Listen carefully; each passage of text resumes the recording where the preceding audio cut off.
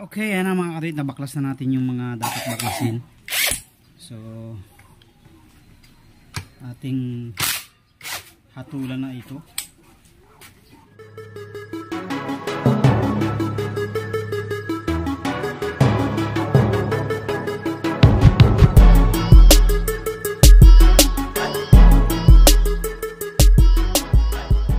Bago pa man lang isa, huwag na muna natin i-change oil after ano na lang, break in.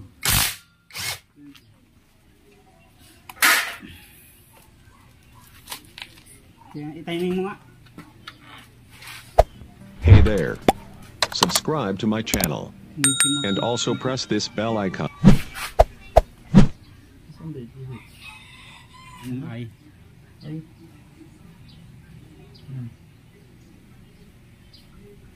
Isang ikot pa.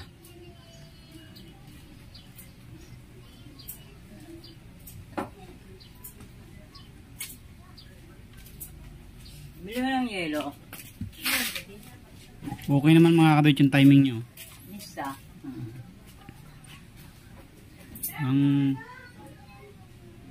Ang problema lang talaga nito, ano na to, yung singaw na. Basta may lamig. Ito pala muna, ito muna.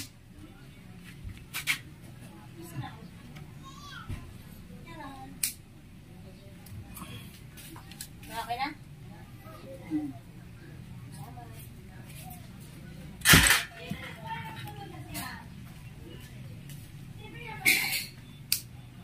Yan lang.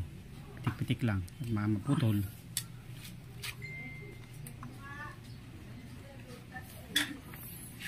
Baklas time.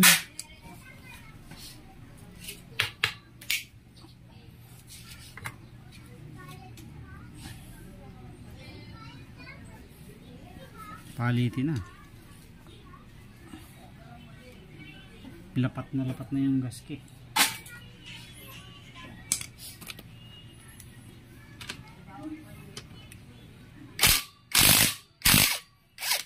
Ating hatulan na to mga kaduwit.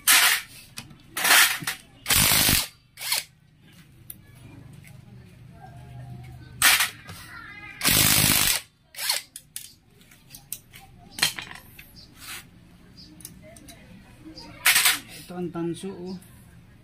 Dalawa.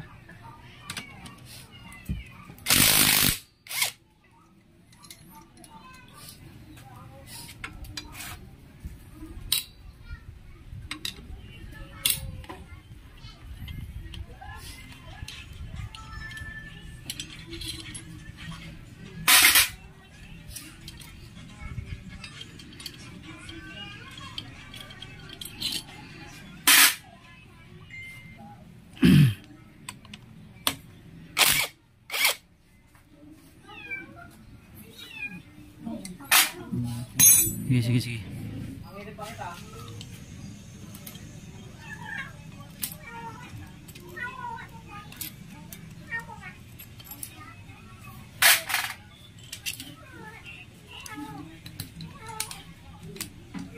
Kabila ka.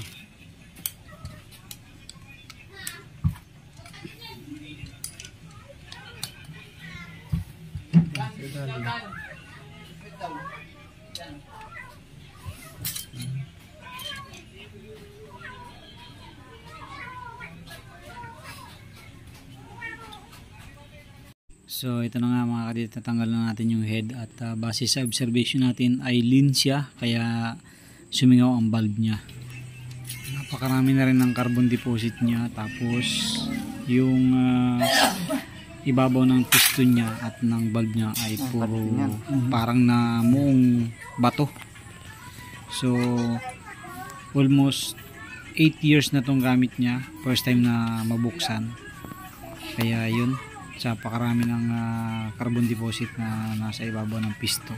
Pati yung pinaka lip ng kanyang block ay puro carbon, halos parang sunog na.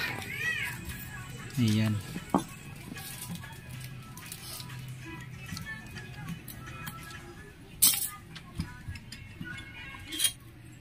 Okay, So ito na nga mga katuwid, natanggal na natin yung kanyang block at based sa observation natin ay wala naman siyang tama layo kayo nito. at maganda pa yung cylinder niya. So linis lang to. Ayan, kung mapapansin nyo mayroon parang mga namong carbon sa may malapit sa may lips ng kanyang block.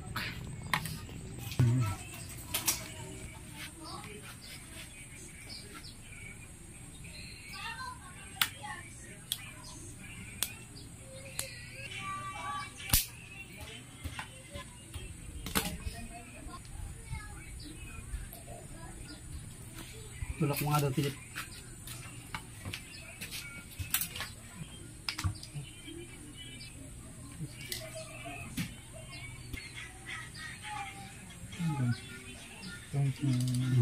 Saglit.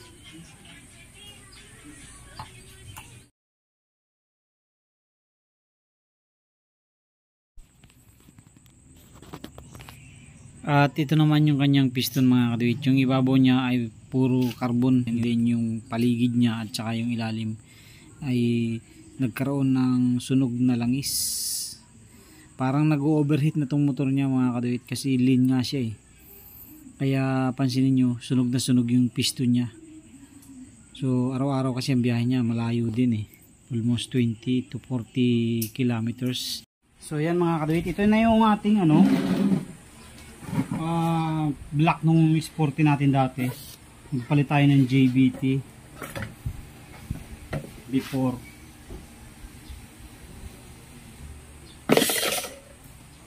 So yung kanyang piston kasi napakapangit na. Alam ko okay pa tong ano natin to eh, tong piston na to.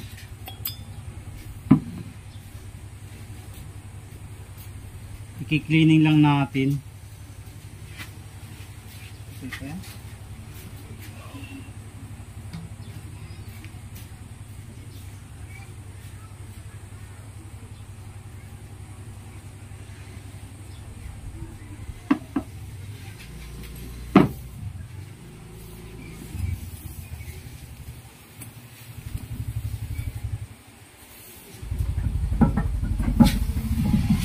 So ayos na ayos pa yung piston ring nitong mga kaduwid oh. Ayan, napakaliit pa ng gap. So pwede pa to. Ililipat lang natin tong piston. Lilipat lang natin ito dito sa ating isang block.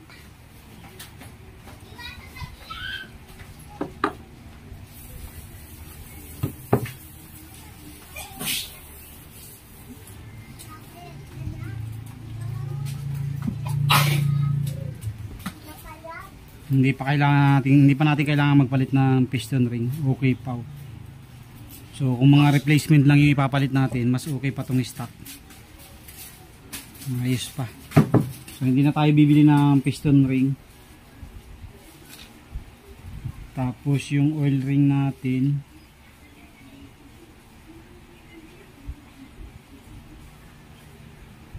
kaso parang ano na, hindi na pwede yung oil ring. Sana yung piston mo? Kaya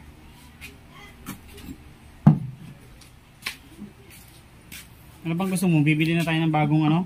Ano bang isang Wala na rin, hindi na rin pwede. Bumili ka na ng piston ring na bago? parang hindi naman. Para ano? Baka. So mga kadit, hindi na rin pwede yung oil ring to, dumikit na. Tapos ito dumikit na rin. So hindi ko na ikakabit. Itong piston na lang na ito ang gagamitin natin kasi itong piston niya wala na, lutong-luto na naluto na ng todo. So mas maganda pa tong piston natin. Kaya ito na lang yung gagamitin nating piston. Pero yung oil ring wala na, hindi na siya pwede. Mag-uusok na to pag gaganto. Kaya mas maganda bumili na lang ng bago.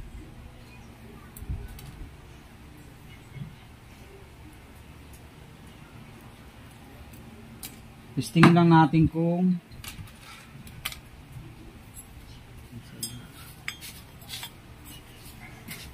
Okay pa naman siya mga kadoy ito. Matigas pa siya. Ayan, hindi siya nahuhulog. Wala pa. Malambot pa.